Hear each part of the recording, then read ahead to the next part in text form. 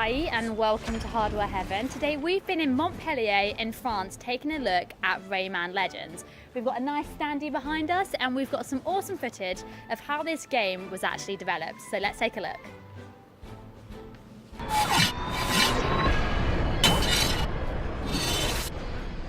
So this is our animation tool made here in Montpellier, specifically for Rayman. So as you can see, the animation is a mix of classic animation and bones animation. So I can animate any part of the body. But to do this, we need to separate all the part bodies of the characters.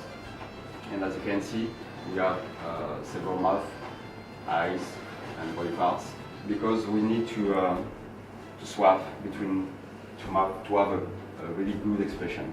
Because we cannot do this with only bones and animate them. Are you able to scale them as well, or are they all a set size? Or?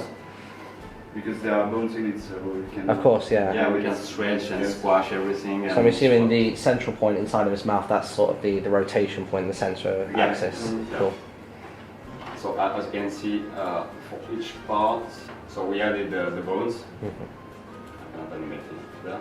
And I create an area, and this area will be will generate a mesh. For each frame, I can say, okay, on this bone, I can swap. I want this mouth because I want it to close this mouth.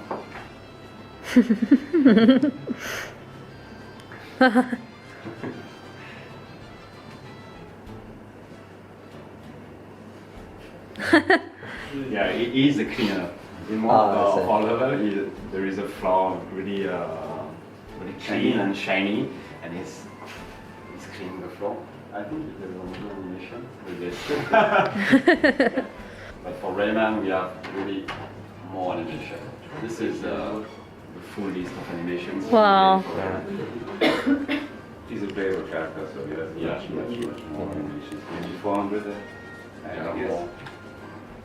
Like 200 or 300. For Rayman, we have several textures for each part, so cool. for each expression, and for each, for example, this one is when he dies.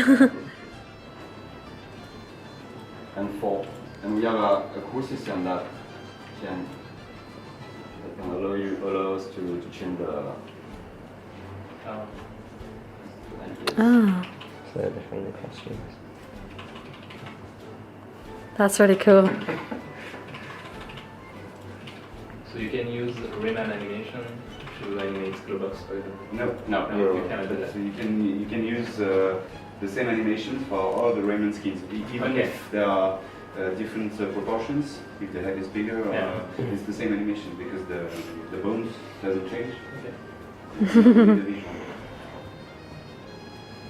He's so happy.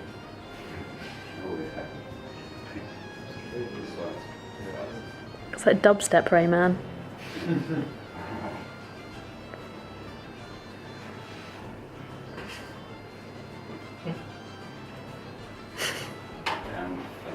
so yes, Invisible legs. So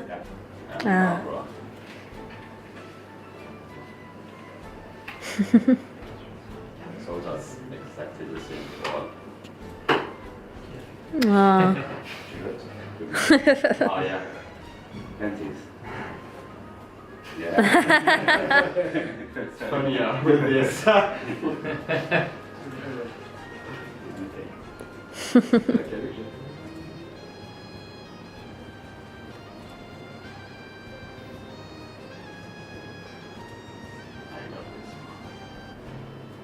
With the axe swinging effect, what was the red outlined area ahead? Was that the area of effect of the attack, or? No, the area is set in the engine. Okay, cool. With some boxes and areas. Yeah. We can set and with some values. And here, work on this.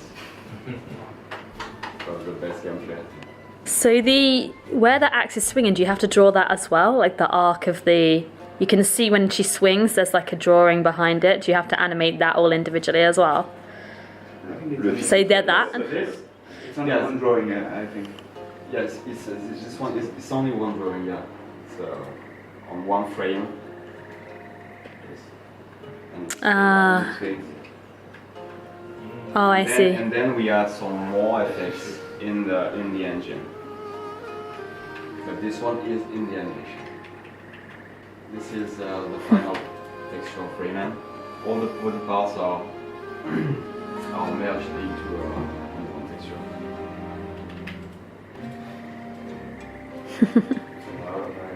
Yeah. So for each expression we have eyes. Wow. And this way we can have a really small texture because we lost space here. If it's empty, it's not good for us because we Just cannot increases the have file more size. textures. It's loaded anyway, so if it's empty, you load. This merge is Yeah. automatically down. Maybe too. But is that vectorial or bitmap? It's different. Okay. So let's say you want to do a portage on 4K TV, you have to redraw everything. For example. Yeah, Okay. or to have bigger textures. Yeah. Yeah. Okay. The source texture is huge, Right. so we can. Oh yes, With the bigger than we downgrade it. And we have 1080p. it to, if we need to do it for 4K, it's possible because the texture are really big. Actually, we have it at its actual size. So I think it's in the texture it is really 150 meters. Okay. Yeah. So it's for It's huge. 4K really. This the process we used to create the environments. It's, the first sketches are really rough. The idea is to just set the lights, the colors, the environments, and what we want to show in the levels. And then we work on the elements, and we take the elements from the concept art right into the engine.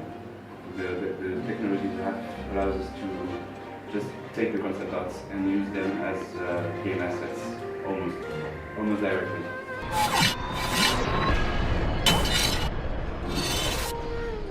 So this is a UV art framework. So this is the engine we use. Oh, wow. So as you can see, it's 2D elements, but 3D environments. 3D environments. And we have systems like freezes, what we call freezes, if I can pick it, yeah.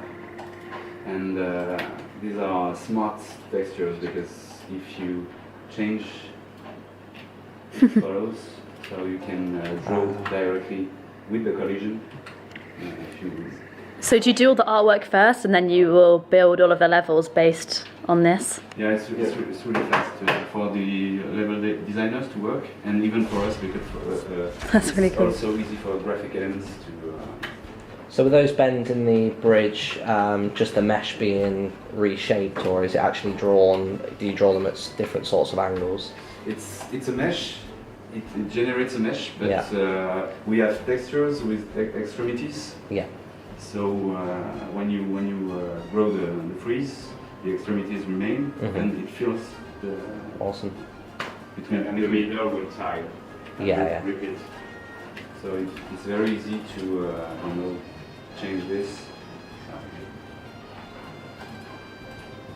Replicate it here. Just add this. You really want to focus on the artistic part. Yeah. So when everything is ready, the artists just have to drag and drop the elements, copy and paste from other. Then just press escape and you can play it, you can test it. And if it's okay, you can just save and it's in the game. Do you ever just make like impossible levels just for the fun of it? See how the gameplay works with Yeah. events at the same time. And we have also what we call Atlas. It's you saw the texture we made, Yeah. and you can switch easily between the different elements. So when you compose your picture, you just take this one, I don't know, maybe add another one. And do you select it being in the background or the foreground? Because Yeah. obviously that's the You can, background. if I take a variable, I can move it. Ah, awesome. That's just with the mouse wheel, isn't it? Yeah, exactly. Oh, so there's not actually one set layer. You just choose a distance that looks comfortable on the eyes. Yeah, exactly. I thought maybe there'd be like specific like pixel lengths of depth like between each layer, but I like that. Yeah, you can just mouse scroll. That's brilliant. Exactly like compositing in Yeah. but it's playable. That's brilliant. Because in the game, sometimes you're quite zoomed in on the character, and sometimes you're playing in the background, so you can kind of mess with the distance there, can't you? And how far Rayman is to the camera. Yeah, the only problem is with that is the fog. So we had the static fog in Rayman Origins. Now we have a dynamic one. So if you go in the background, and if the camera follows, the fog will follow the camera. So we don't have this problem anymore. So we can use it now without the fog. With the fog. Ah, that's cool. And we also added the light system. Yeah, it's a brand new feature in Rayman Legends, so the dynamic lighting. The idea is to have what we call a buffer. It's like having a layer in Photoshop, but a light layer. So if it's brighter, the texture will look brighter, and if it's darker, it darkens the. So you tend to lighten the focus areas of where the player is actually going to be going. You choose depth you want to light, and then you just add these freezes. You can draw it. So if I want to add light here, so it's really easy to use. And if I go back to the picture here, if I want to, I don't know, see here, zoom. Even the light is drawn in the game. It feathers really nicely as well, actually. And for example, if I duplicate it and change the color.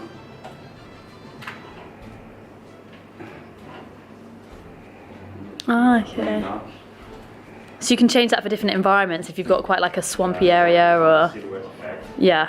And we also added, as you see, we have a kind of a rim light on the characters and even on the ground.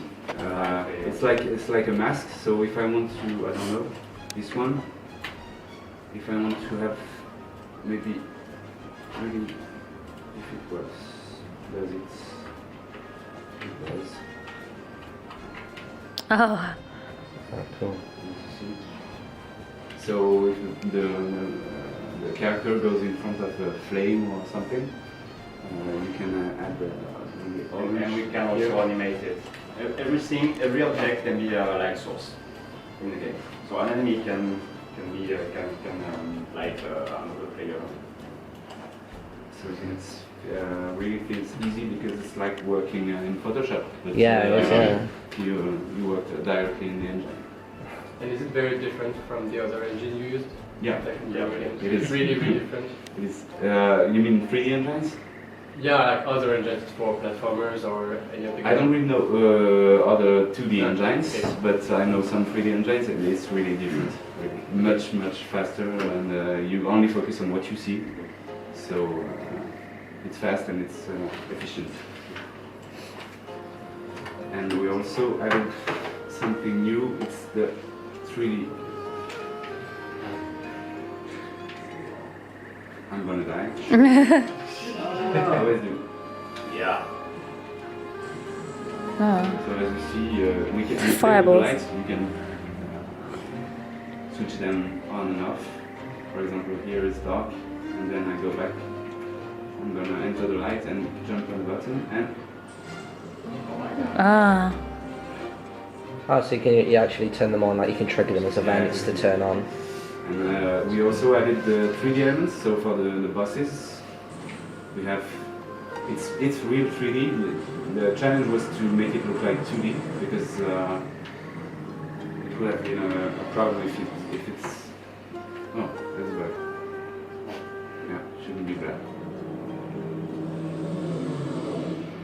So as you see, it's 3D, but the aspect had to look like the characters. So we choose to not to light them like traditional 3D, but to use the same lighting system as we have on the 2D characters. So for example, here we have the lights, this one, and as you can see, it reveals a second texture.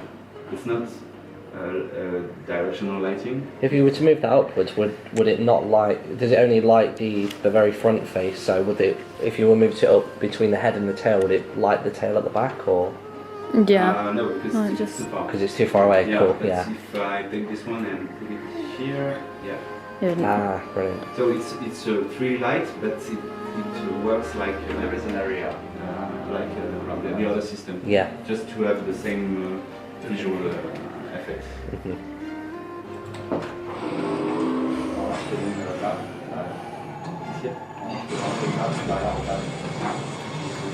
Cool. Not the jungle. Balloons.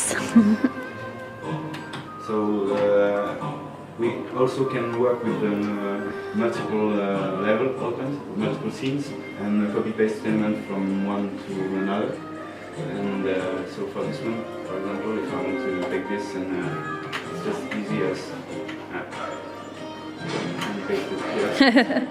Won't work, but That's a really good case. it does work. So it's really easy to copy paste elements, so you work, it's efficient. And we also have different free systems, maybe I end with that. And this is even smaller elements. And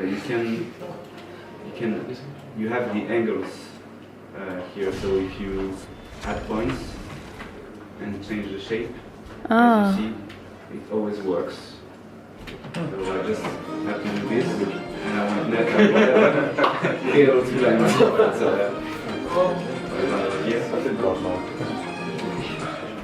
So it's really fast, and it's still visually good. When it We comes- only have to add some elements here to make it okay. When it comes to like certain meshes, can anything be walked on, or is it only things that are a certain closeness to the viewer, the You mean player? the collision? Yeah. So for example, obviously grass would always be walkable if you were to take something. This one is specific. It's a collision freeze, so we use it. Cool. The level designers use it, and they make the shape of the level, and then we add everything else. Right. So, for example, I don't know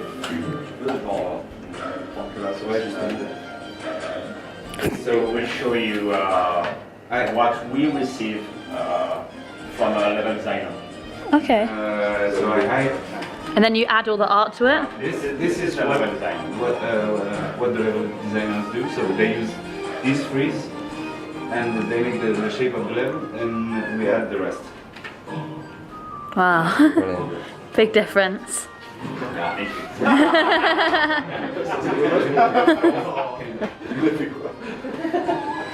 I think it's okay. You guys have questions? I don't know. So could you build a 3D game with the engine?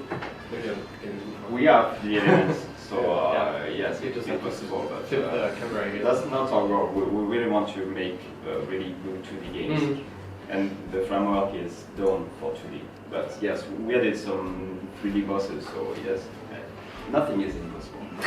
But the idea is to the big difference is the camera. In a 3D engine, the camera can rotate, and here we never rotate the camera, so we always know where we are looking at,